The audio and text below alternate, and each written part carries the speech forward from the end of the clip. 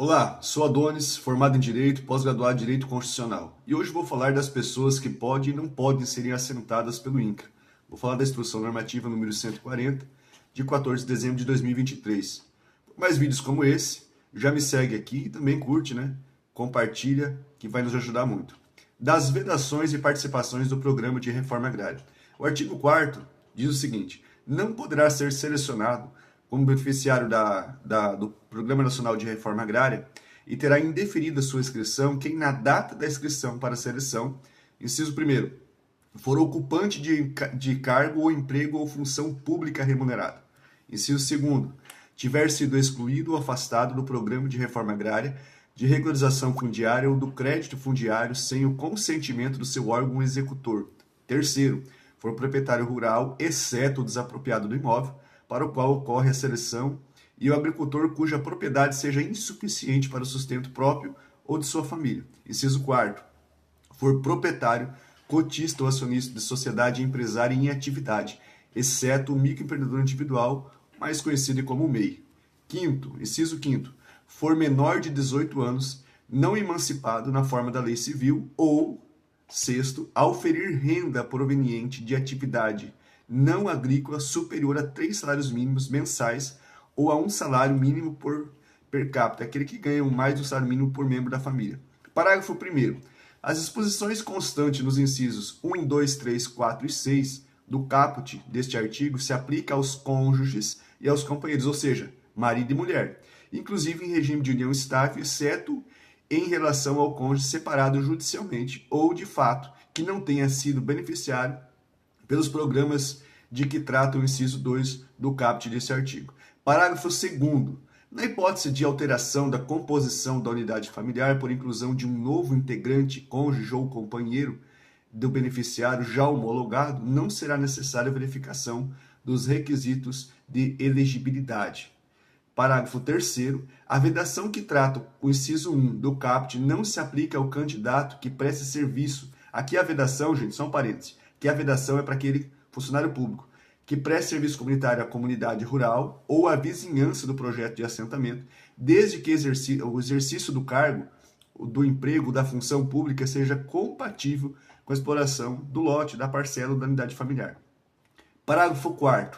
Para fins do dispositivo do parágrafo 3º desse artigo, são considerados como interesse comunitário as atividades e os serviços prestados nas áreas de saúde, educação, transporte, assistência social e agrária na produção agrícola, ou os quais deverão ser comprovados por meio de uma declaração da instituição empregadora sobre a função exercida, na natureza da atividade, na lotação, no local efetivo do exercício e na carga horária. Parágrafo 5º. Para fins dos dispositivos do inciso 6º do caput, o INCRA analisará a renda per capita apenas quando a renda familiar for superior a 3 salários mínimos. Artigo 5º.